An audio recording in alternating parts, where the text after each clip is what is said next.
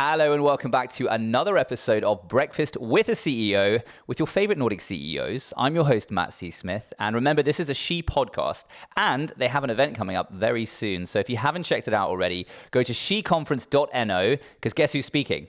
The Clintons, both of them, Chelsea Clinton and, of course, our famous Hillary Clinton, will be talking during that event. 20,000 people are due to tune in over around a 2-week period, March 5th to the 19th. So if you haven't checked it out, go and do that. This podcast should come out just before it goes live, so check that out. This is obviously Breakfast with the CEO. I hope you're enjoying the podcast so far.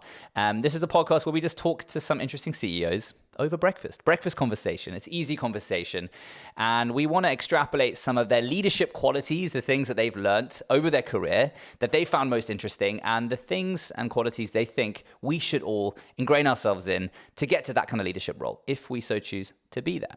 So our CEO this morning is Grete Aspelund from Sweco, which is a 17,000 person company with about 2 billion euros in revenue. That's in European engineering consultancy company. So Grete can tell us a little bit more about what they do. But Grete's story is an interesting one because she has been a nanny at the age of 19 in the UK, which actually gave her some of the skills needed to be a CEO today. So Grete, good morning. Welcome to the show. Good morning, Matt. So, famous question, Grete, that I know all of you want to know is, what do you have for breakfast, Grete? Well, I still remember the day we bought ourselves a proper coffee machine because my luxury that I introduced at some point was that I want to drink a cup of cafe latte every day. So that's most of my mornings. And then some mornings I do exercise, and then I have some porridge as well. Havregrøt for the Norwegians out there. And routine-wise, I mean, is the breakfast your routine, or do you have any sort of exciting CEO routines we should all know about? Well, I think to be a CEO, you need to be very structured in your everyday life. It sounds quite boring, but it's a necessity, I think. And for me, that's about getting up really early, trying to do some exercise. I do go to a studio in the morning at 6:30. And then when I come back, if I'm really efficient, I also walk my dogs. And in addition to being a routine, I am enjoying it. It gives me that moment of fresh air, being with the dogs, and also to use my body in another way than you get to do when you're at the office or traveling around all day long. Yeah, and I think that's an important question right now as well. Obviously this has been recorded during lockdown, right? So everyone is unfortunately still trapped at home. And have you moved into your office at home, or have you always already had one? Well, my colleagues are not going to like that I'm telling you this, but I'm actually traveling to the office every day. But I do it by my electrical car. It's only me in the car. I don't meet any people on the way. But that's, again, has to do with routine for me, and also the fact that there are quite a lot of other individuals at my house. So I don't seem to find the same state of mind when I'm at home. So that has been sort of my way, I think, or one of the ways I've been coping with everything. I want to dive into that routine element as well. It's not something we've spoken too much about on the show. I mean, we had with Grete from Visma last week, she was talking about, human beings are creatures of habit, right? We tend to sort of find something that works. And I don't know about you listening to this right now. I can get into routines. I've been doing all different types of routines over my life, and I enjoy exercise, of course. But I find that structuring my week for more than a month in a row, sort of exactly the same kind of routines, I struggle with that. I kind of need some kind of, I need to let off some steam occasionally and things like that. How do you go about structuring your routine on a weekly, monthly, yearly basis that allows for some kind of spontaneity or dynamicness into your life? For me, it's not routine in the sense that every day is the same, but it's about framing your everyday life so that you can actually have the energy that you need to be best at your job. So that is why I took the example of getting up in the morning and actually doing some exercise. The same goes for getting enough sleep. And that you can do wherever you are. It doesn't mean that my everyday life has to be filled with the same items, but it means that when I'm traveling, and prior to the corona, I was sleeping in different hotels, 3 nights a week. But I made sure I went to bed because I need those 7 to 8 hours sleep every day. If not, I'm a total wreck. So it's about, making a frame, I think, that makes it possible for you to keep that energy that you need for the job. Do you have a regular time that you have to go to bed? I mean, if you're waking up at 6:30 in the morning, I guess you're in bed by 10 or earlier? Yes, yeah, I am. Every single night. I've struggled with that too, because I try to go to bed at 10 p.m. and because I want to wake up at 6, right? But life gets in the way when you're sort of, even in Corona times, right? Because there's sort of, I'm fortunate enough to have a living room and a bedroom where, separate, right? So I can kind of divide my life. But, where does the day end and where does the day begin when you're in the same place, right? Yeah, that's a huge challenge. And I can only say that people around me find it quite strange that I go to bed this early. but I've been doing it for a long time now, and I think my body has gotten used to it. And the best thing I know in the world is to go to bed every night. How do you switch off then? Because I can imagine a CEO of your kind of stature, right? President of Sweco, 17,000 employees. You must have a huge amount of a management team. You're an international organization, right? You're dealing across Europe in engineering services. How do you sort of switch off? Do you leave your phone next door? Do you turn your computer off? Do you not have any notifications? How do you actually get to a point at 10 p.m. where you can sort of just go, I know there's 1,000 people contacted me, but I'm okay with that? Well, for the record, I feel I must say that, I'm a part of a company with 18,000 employees. And my responsibility is the Norwegian organization, which is 10% of that. So 1,850 employees we are right now, just so that people don't think I'm trying to take the job of my boss, because obviously I have a boss in Stockholm. She's been modest, everyone. You're the boss. Come on. But your question was originally something else. What was it again? Please remind me, Matt. How do you switch off in the evening? That's the question I want to know, because if you say and that's been a thing for me through my whole career, to work on that challenge, because I get so engaged in my work, so engaged in every challenge, but also the things that we are succeeding with. So it's been a challenge for me through all these years to try to disconnect myself at some times. And I wouldn't say I'm really good at it. I keep my phone on the table beside my bed. I check emails before I fall asleep. The first thing I do when I wake up in the morning is also to do the same thing. So I don't think in that respect, I should not be a role model. But I also have come to the conclusion that I need to do things that gives me a rest, and I rest when I know what's going on.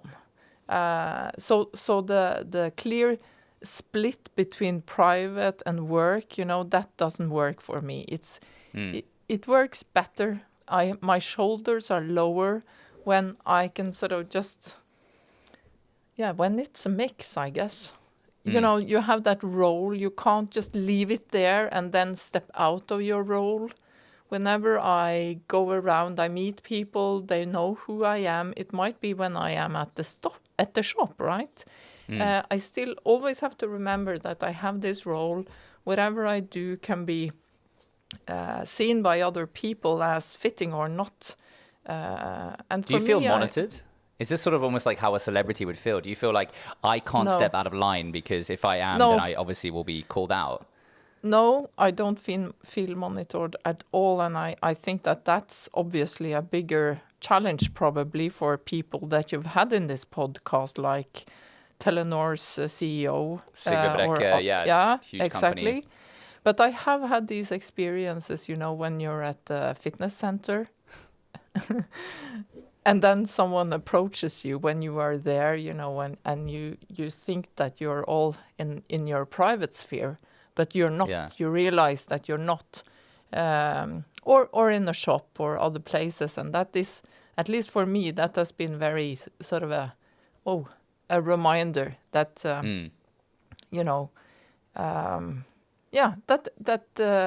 I had a boss once. When social media came, because I'm so old, so I can still remember. And then I do remember. I was young though. Yeah. And then an employee asked our boss, what's allowed? What are we allowed to post on social media? And I was quite curious what our manager would answer to that question. And then he said, I think everything is okay. Everything is okay, which would have been okay to have had on the front page of VG the next day. And that is a good rule, I think, for many things in your life. That's a good rule in life. Don't do anything that you wouldn't be comfortable with being on the front page of a newspaper tomorrow. That's not I like that. Okay, I'm going to make a note of that because, during this podcast, I like to make notes from our CEOs, and I like to repeat them at the end. So, hey, listen to this. If you're getting tired of this already, if you're bored of my voice, just fast forward to the end and you'll hear all the golden bits. So don't do anything that you wouldn't be proud being in the newspapers. I like that. I want to ask an interesting question here, and this is off a tangent here, but this is an interesting tangent, I think, because, we're 12 podcasts into this, right? We're 12 episodes in. And I think, many of you listening to this as well, and even the CEOs who've taken part in this, we often focus on what are the benefits of being a leader. Oh, how great it is to be the CEO of X and have done, good on you. How did you build your career? And we're going to come to that in a moment. So don't go away just yet. We're going to come back to sort of your early days as a nanny in London. But we never actually talk about the side of things, which are, what are the, not negative sides, but what is the other side of the coin of being a CEO, right? You mentioned something right now. Of course, you're a CEO of some stature, but yes, of course, there are CEOs of bigger companies like, Steve Jobs and who else? Elon Musk. They have security details, right? They have teams of people who protect them. Obviously, I know you're not quite in that role. We had that with a former podcast where we had Thomas Högeböll from the North Alliance, where they've had death threats, right? So put the benefits of being a CEO aside for a second. What are some of the not so shiny things that aren't promoted? Do you feel like your privacy is taken away? Do you feel like your security? What are some of the negative sides of being a CEO? Personal and professional. Well, first of all, I want to comment that I think it's really important that question is part of the conversation, because we know quite a lot now why, for instance, we are not able to produce more female CEOs. And one of the remedies is to actually be quite honest and open about the role and what it contains and how to work with that. So I appreciate the question. I think for me, obviously, it's, and I'm sorry to say this, but it's a lot of work. It's so much work. You're constantly on the job. And it demands a lot of self-leadership. We've already been talking about structure. I think if you don't have structure in your life, it will be very, very hard for you. And I sometimes get or read or listen to podcasts like this where that's challenged, that you don't have to work so much, you don't have to live up to those old expectations. But I find that hard to believe. It is hard combining a family life with several children, dogs and cats and husbands and wives and everything. It is demanding. So, but at the same time, and you said we would come back to that, that's extremely developing and rewarding for you and your personal development. But I would say that all the hard work and what it demands of you to regain, contain your energy and staying constantly in development. That's one of the maybe the downsides or the more dark sides that we don't talk so much about. On that topic of the dark sides, and I mean, firstly, Grete, thank you for sharing. That's really, really nice of you to be so honest about this as well.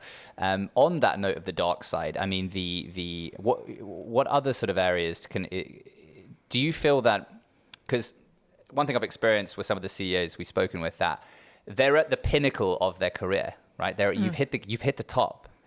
Where do you go next? Do you feel a sense, is there a worry that I better keep this job for as long as I can, because where do I go next? Maybe you're comfortable enough to probably not work again, maybe. But do you feel like, is there sort of like a sense of like, all right, this is it?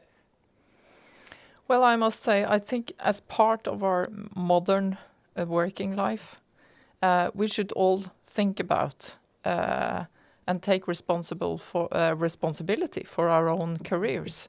So I find it a natural way of reflecting and thinking about not necessarily next step as in terms of higher up in the hierarchy, but definitely, if I don't succeed, what will I do then? What could be another career for me? If I lose the job, being a CEO, you always have to be prepared that it could also happen to you. It's not like you look at other people losing their jobs and you say, ha, ha, ha, that could never happen to me. It's more, you realize that, okay, this person is in a tough situation. That could be me next. So I think that we all need to have not constantly worries or anything, but we should, be open for thinking about what could be at least a potential other job for us than the one we have right now. And I think that's something in today's working life that everyone has to be open to. That's something we learned from our podcast with Trine Strømnes from Cisco, who said that she's worked for Cisco for 20 years, but she hasn't worked in the same role. She's had 7 different careers over those 20 years. And I think that's a common misconception, that we often think that, if you work in marketing, it's the CMO, Chief Marketing Officer role, that is the pinnacle, right? Once you're in that role, you're there. But like you've just said, Grete, and also like Trine said, she worked in sales, she worked in tech, she worked in marketing, and actually ultimately it made her the better CEO that she is today, because she's seen the organization in different areas. She's seen different careers within that. And I think that's something that's quite capable in Norway. You can do that. And many of you watching this and listening to this can do that, because, in Norway, we have a lateral kind of structure, right? It's very sort of flat. So moving department, don't be afraid to maybe take a step down, to then take a step up into a leadership role in a new division over a period of time. The more lateral movement you make over your career, and I'm noticing that with myself right now. My career started in investment banking, right? Then I went into venture capital. That's when I discovered the world of technology and entrepreneurship and all that kind of stuff. And that's sort of where I kind of found myself a little bit. Then I moved to Norway. I invested in early stage technology companies. And then I rediscovered my love for performance and entertainment. And I love to be on a stage, and I love to be around people and present information to people. And then I started a media company. I started my own media company, and I was doing documentaries and podcasts. And now I sold that company, and now I'm doing a podcast for She about gender equality, right? So I've had multiple careers. They're all micro careers, of course. I'm still only 30 years old. But, I think there's something we should talk more about, that people need to realize that you can step aside to a new role. And we should stop the stigma around that, because I think there's a habit of us to say, Grete, are you sure you want to move careers? You're doing so great. You're at the pinnacle. Just sit tight, 15 more years, earn your millions, and there's a habit of that, right? Yes. And I also think there's a parallel to that discussion that's been going on for many years, whether a CEO needs to be like born and bred in the business, or if you can take a leader or a manager, from one company to a totally different business industry line or something. And I've heard through the podcasts here that you have had guests that have had different opinions on the subject, and I would just like to say that I'm also a board member of the organization for Norwegian private companies, NHO.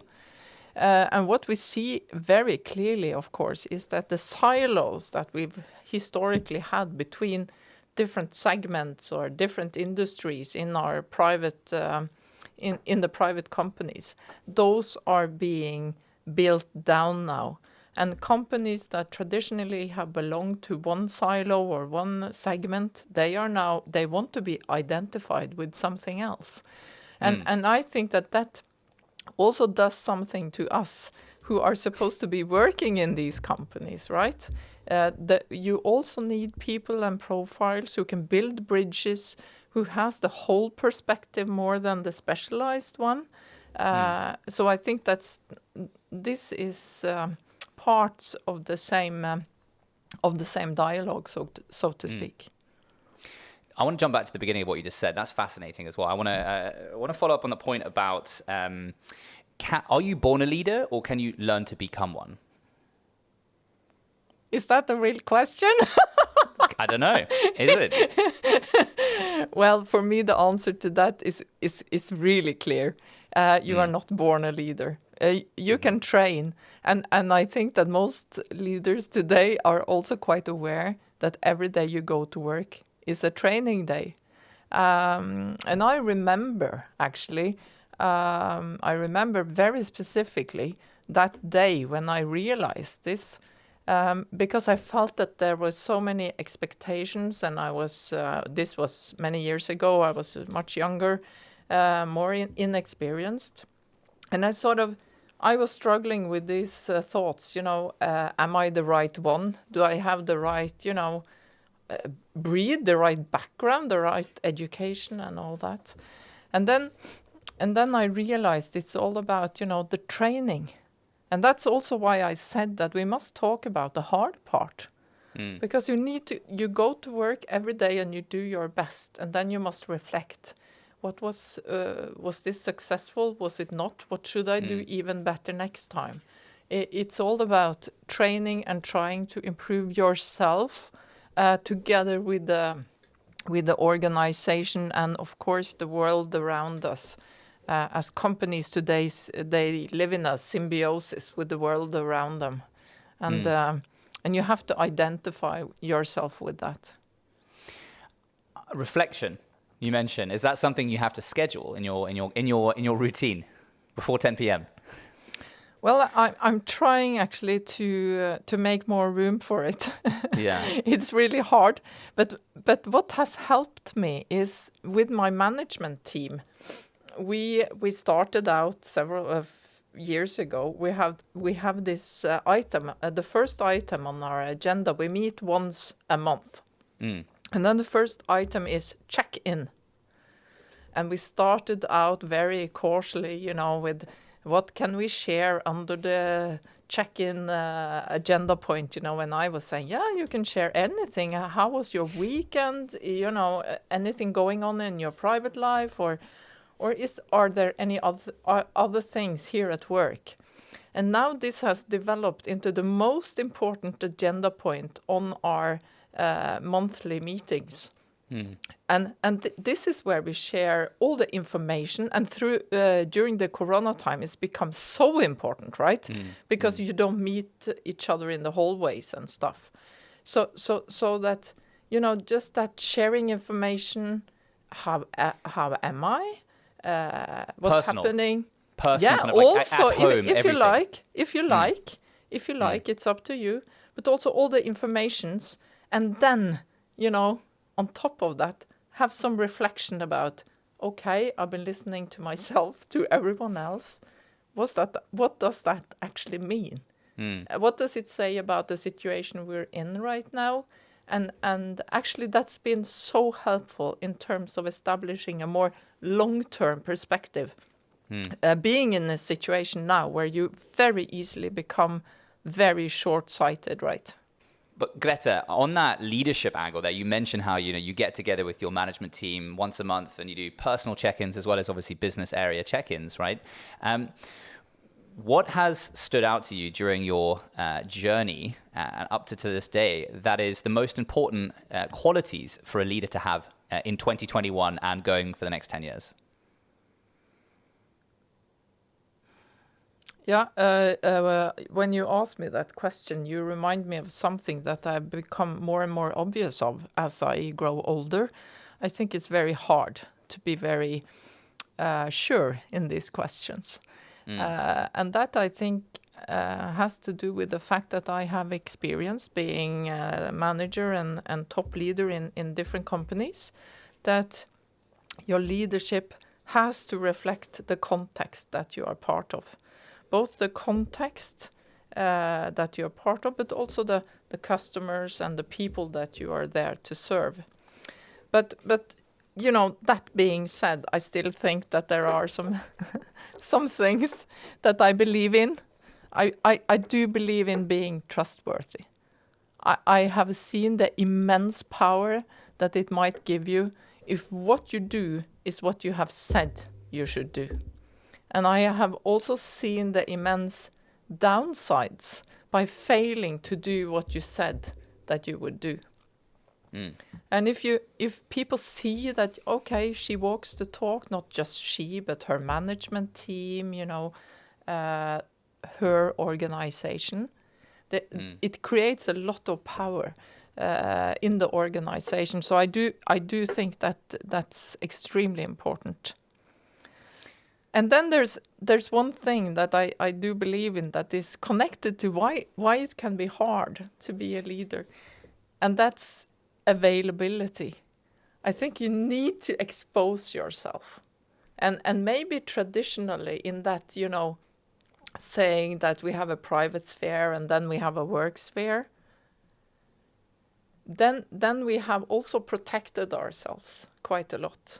I think today that you need to be available to your people, available to your customers, and that means using a lot of different channels, available to the society. I read only today, you know, on the front page of a newspaper, there's a lot of criticism now how some companies have made use of the corona incentives. You know, what does that do to you as a leader? Do you go hide, or do you go talk about that and the choices that you've made? And what do you mean by that? Do you mean the whole permitted, like obviously in Norway, there was a stimulus package given to companies, excuse me, that would, you know, basically they put their people on hiatus, right? They gave them over to NAV, the National Benefit System. Is that what you're referring to? Yeah, that was the specific notice today, but there's been many criticisms, I think, that actually have surprised me, because on the 11th of March 2020, we were faced with something that we had no clue what was. We only knew that the country was going into a lockdown, and that we had the most serious situation we've had since World War II. So I would never blame anyone for, you know, making use of those incentives or the crisis package that were provided. But I see that now, that's a huge discussion in our society. It's written a lot about these things in the media. And I think it serves as an example of, you know, the challenges you might meet as a leader. You are faced with the consequences of something that you did a year ago, and when you did not have knowledge that you have today, right? And the question is, what do you do about that? And that's an interesting point as well, because for the first time ever in history, human beings have been equalized in terms of our experience. We've all been affected by COVID, right? Everyone is affected by it. Obviously in different ways, whether you're on the top 1% or the bottom 1%, of course, the severity is different, right? But from a leadership perspective, all CEOs all of a sudden had to deal with the same problem, right? CEOs all deal with the typical issues of performing managers, poor performing managers, poor companies going better, worse, new markets, competitors, right? But for once, they all dealt with the same problem at the same time. Talk me through briefly your experience with that March 11th, when all of a sudden things were getting bad. You have an organization where engineers, I'd imagine, have to go out to jobs and other things like that. how did you deal with it? What was your experience as a leader through COVID? I think those first days were extremely stressful. We had our first COVID, first person who had COVID actually 2 days before the national lockdown in Norway. So that was during it was 11 o'clock in the evening. I got that phone call, and the person was really ill, so he was in hospital. It was very critical. And then we established our crisis management team. And for me, that was the start of at least maybe 6 weeks that were extremely stressful from then and until Easter. And then, things stabilized a lot more. And also going through to the summer, it sort of became more of a normal situation, and also things were under control in Norway, so that was not so stressful. And now, obviously, we are in another situation again. But I think that we got to try out and train on all our crisis management functions, which I see now. So that's one tip, is having a strong crisis management response, right? Yeah, so you're immediately really having a war room, important. quote unquote, where you have a team together. Yeah. All right, what are we doing? Where are we going? How are we? What is your first port of call? Is it like, how do we secure our customers? How do we secure our employees? What's your first thought? No, our first thought is our employees. Are they safe? Are we taking the right measures to make sure that we as a company, as an organization, is not making the situation worse? That we are, securing our employees, but then also the society around us, so that our actions are not influencing in a bad way. Well, good on you for getting through it, and obviously we're getting through it again now. So I know for some companies it's been an incredible experience, both negative and positive, learning along the way, as we all are, right? We're all struggling and dealing with that in our own ways. Now, this podcast, as you well know, and as you listening to this know too, is sponsored and owned by the She community, who are on a mission to basically end the gender economic gap, which, as I mentioned in every single podcast, to reiterate the point, because it's just unfathomable, it's crazy, the gender economic gap currently stands at about 256 years to when we will finally reach gender equality. 250 years. Let that sit for a second. Grete, equality, you are a female leader. Good on you. Well done. You're one of the 22% in the Nordics. Who are CEOs and boards. I think 35% is the number, or 33. What is equality to you? Equality to me means equality for everyone in terms of possibilities. That your background should not be a hinder for you in achieving your goals. Either that's about your parents' education or wealth, or it's about social economic status, or your color of skin, or anything. It should be same possibilities for everyone. And in terms of being a female leader in an organization and that's focused on engineering, I can imagine that there's obviously quite a male-dominated industry. How are you trying to include diversity in your organization and maybe even in your industry? It's all about focusing on the competencies. It's best argument wins, not age, not rank. It's all about focusing on who has the best argument and brings the best argument to the table. And obviously you understand that when I say argument, I mean competencies, knowledge, solution, all that. So being a consultancy, engineering consultancy, is the same as in this perspective as professional services. You can't drive those companies by looking at rank or education. You have to run it by best argument and best knowledge. because that's an interesting one. The she community also have the she index, which ranks companies in the Nordics in terms of how easy you can move within your roles and across. And actually, again, coming back to that point we made earlier, Grete, about moving laterally as well as linearly, as well as horizontally, right? Understanding that you can move laterally too into different business areas. And ultimately that can lead you to become a better leader. I like to ask a question of our CEOs on the show, Grete. What is your advice to other CEOs listening to this? Because there's a couple of you. I know there's a couple of you listening to this. Maybe right now you're listening. What is your advice to them about how to involve gender diversity and inclusion? What are you doing at Sweco that they could maybe take some lessons from? Well, my experience is that you have to yourself be really engaged in this. It's like any other prioritized change that you are going to do or have done in your organization. You really have to make this a burning issue for yourself and for your management team. It's not something that you can outsource, give to someone else, and then it will just happen. I do also believe in looking at the fact base. Set yourself some targets and then actually measure, because it is, as the old saying, what gets measured gets done. And we do follow KPIs in most organizations.